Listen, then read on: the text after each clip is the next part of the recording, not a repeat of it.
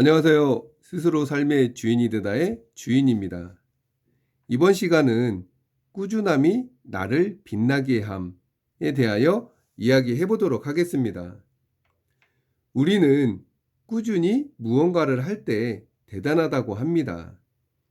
매일 아침 같은 시간에 꾸준히 운동하면 몸도 마음도 달라질 수밖에 없습니다. 사업도 똑같습니다. 하루 매출에 일희일비하지 않고 꾸준한 마음을 유지한다면 성장할 수밖에 없습니다. 매일 아침 일찍 가게문을 연다면 단순히 커피 파는 곳이 아닙니다. 고객은 사장이 변함없는 미소로 그 자리에 있을 것이라는 삶의 안정감을 확인하러 오는 것이죠. 비가 온다고 쉬고 기분이 안 좋다고 늦게 열면 고객의 루틴은 파괴되며 한 번 배신당한 고객의 발길은 다시는 돌아오지 않습니다. 꾸준함은 고객과의 가장 정직한 서비스입니다. 또한 창업 초기 매출 3개월은 사장의 실력이 아니라 운일 확률이 높습니다.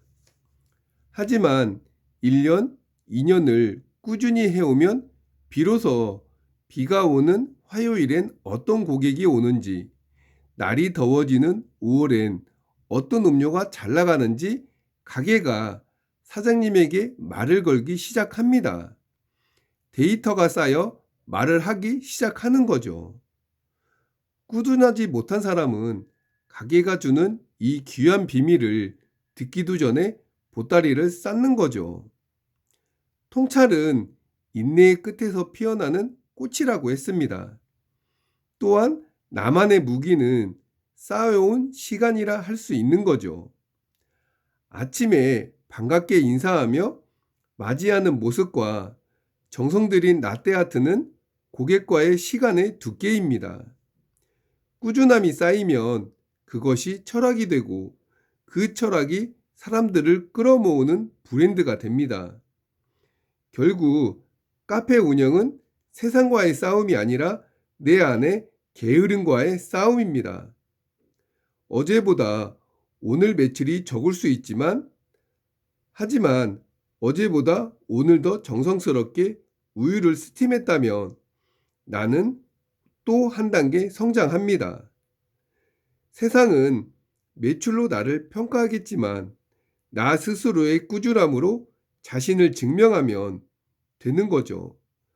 나는 오늘 또 나 자신과의 약속을 지켰다는 자부심이 나의 마음에 단단한 근육이 될 것입니다.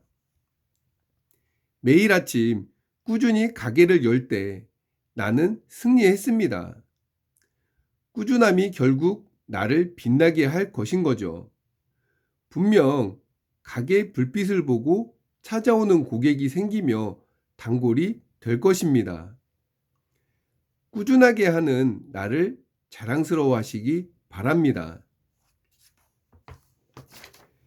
그럼 손자병법 허실편 7.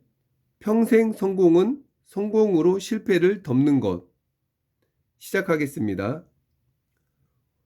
고와 욕전 적수 고누 심구 부득 불여 아전자 공기소 필구야 아불 욕전 수액 지이수지 적 부득 여야 전자 괴기 소지야. 그러므로 내가 싸우고자 하면 적이 비록 성체를 높이 쌓고 해자를 깊게 파서 방어에만 전념하도록 해도 결국 나와 싸우지 않을 수 없음은 내가 공격하는 곳은 반드시 적이 구조해야만 하는 곳이기 때문이다. 내가 싸우고 싶지 않아 상징적으로 땅에 줄을 긋고 방어한다 하더라도 적이 나와 싸울 수 없음은 적이 공격하려는 곳을 내가 이미 의심스럽게 만들었기 때문이다. 내가 적과 싸우려고 마음을 먹으면 적이 아무리 성체를 높게 쌓고 해자를 깊게 파더라도 결국 성문을 열고 뛰쳐나와 나와 교전하지 않을 수 없는 이유는 내가 공격하는 곳이 적에 있어서는 이룰 수 없는 요충지이므로 구조하려 나설 수밖에 없기 때문이다. 내가 조이산이나 위점타원 전술을 구사하고 있음을 적이 뻔히 알면서도 어쩔 수 없이 출전하는 이유도 내가 공격하는 곳을 적이 구원해야만 하기 때문이다. 적이 반드시 구원할 곳을 내가 공격하여 위기를 극복한 사례는 많다. 위위구조의 고사라든가 사마이가 요동을 정벌한 따위가 그런 것이다. 또 하나의 사례를 들어보도록 하겠다. 명나라 때 왕양명이 남창의 영왕 신혼안에 평정할 때일이다. 영왕이 반란을 일으켜 6만 병력을 이끌고 안경을 공격했는데 상황이 무척 위급했다. 일단 안경이 함락되면 남경도 영양의 소나귀에 들어가는 것은 시간 문제였다. 남경마저 함락되면 영왕은 반란에 거의 성공하게 되는 것이다.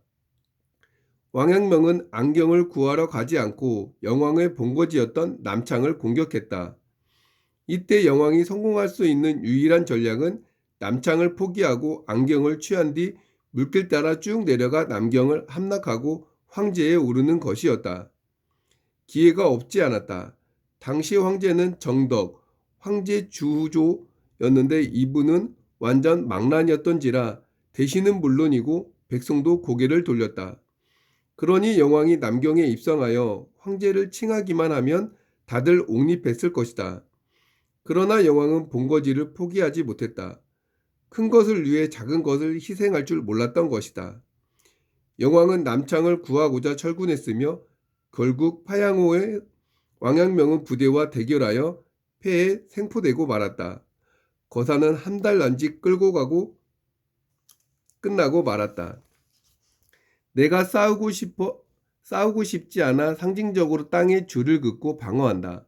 하더라도 적이 나와 싸울 수 없음은 적이 공격하려는 곳을 내가 이미 의심스럽게 만들었기 때문이다.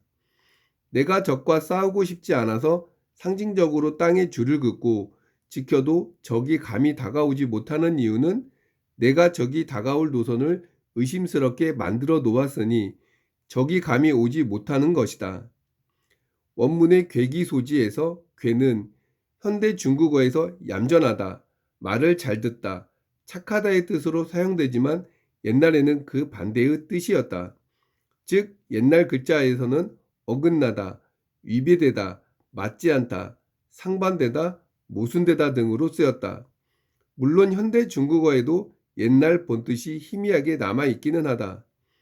행위나 성격이 상식을 벗어나거나 삐뚤어졌다고 할 때 혹은 이라고 한다.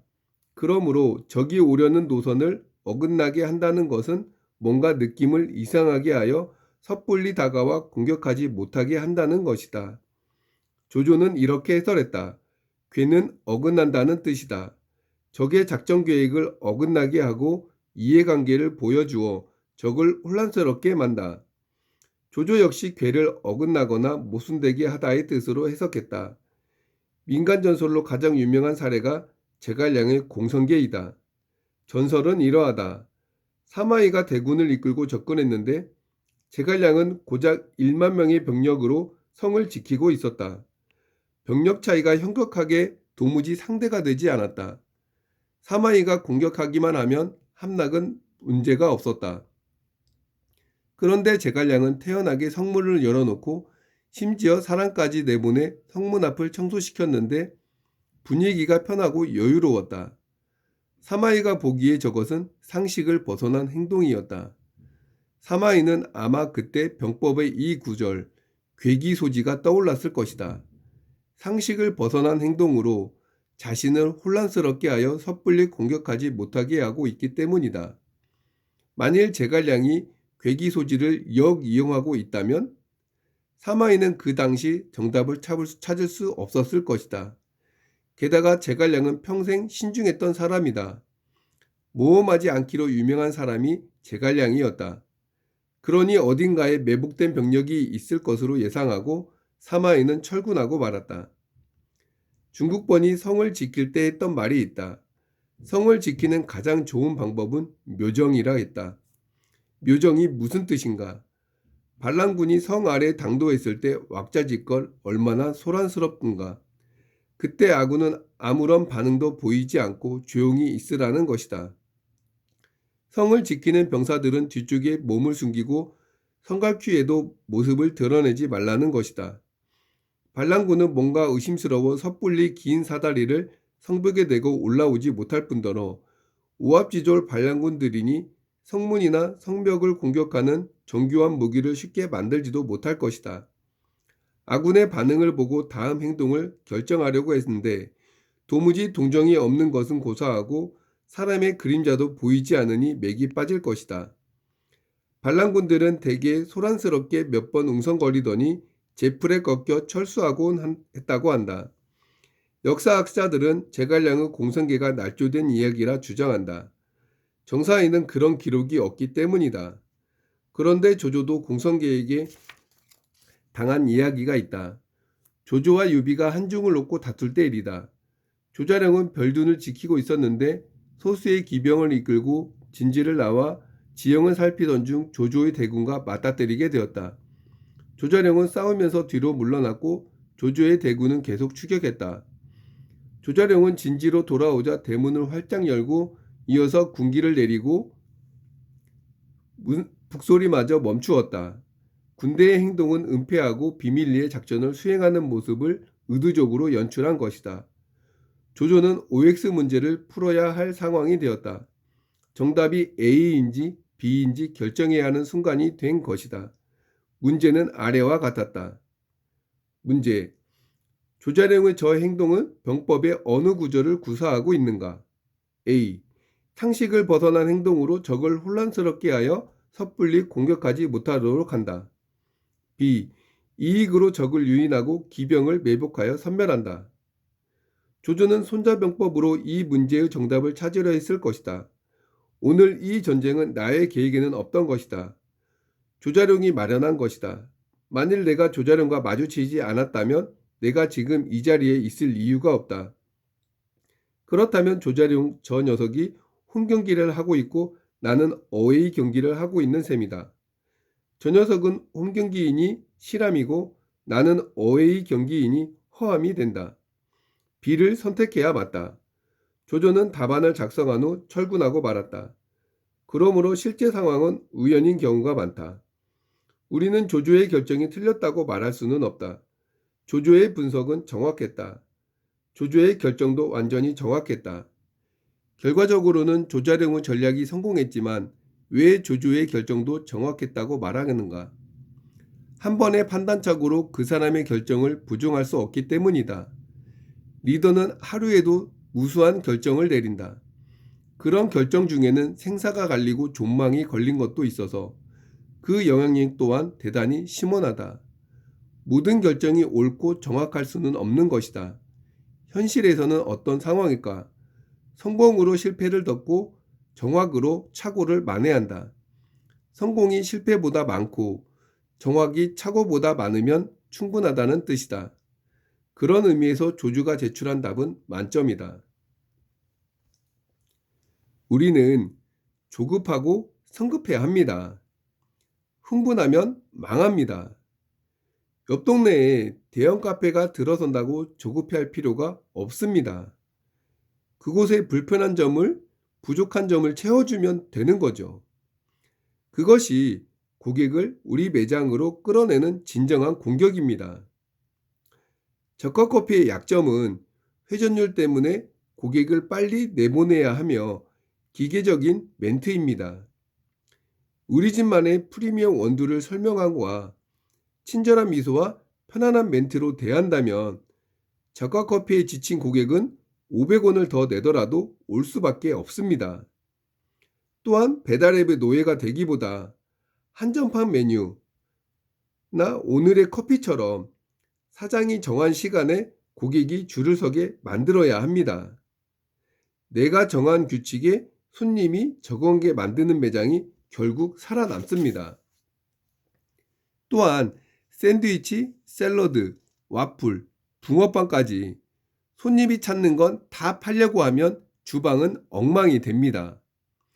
식재료 폐기도 늘고 노동 강도도 최악입니다. 호랑이는 평지에서 싸우지 않습니다. 내가 가장 편하고 빠르게 고품질을 낼 수 있는 메뉴 한 가지만 만들며 추후에 추가하면 됩니다. 메뉴가 많다고 오는 게 아니라 확실한 거 하나 있을 때 손님이 옵니다. 내가 가장 잘하는 유리한 걸로 승부를 보면 되는 거죠. 또 지나가는 사람이 없다고 한숨 쉬고 있으면 손님은 안 옵니다. 조호이산, 손님을 매장으로 오게 만들어야 합니다. 오전 10시 1+1 행사를 하던지 나만의 행사를 진행하는 겁니다. 오신 손님은 나의 친절함과 맛에 사로잡혀 단골이라는 프로가 될 것입니다. 열심히 하는 사장은 많습니다. 하지만 전략적으로 움직이는 사장은 드뭅니다. 손자병법은 안 싸우고 이기는 법을 말합니다. 손님이 줄 서는 구조를 짜는데 집중해야 합니다. 상황 예시별로 하나씩 짚어보았습니다. 나에 맞는 상황과 전략을 구사하여 승리하는 하루가 되셨으면 합니다. 그럼 저는 다음 시간에 뵙겠습니다. 구독, 좋아요, 알람 설정 부탁드립니다. 감사합니다.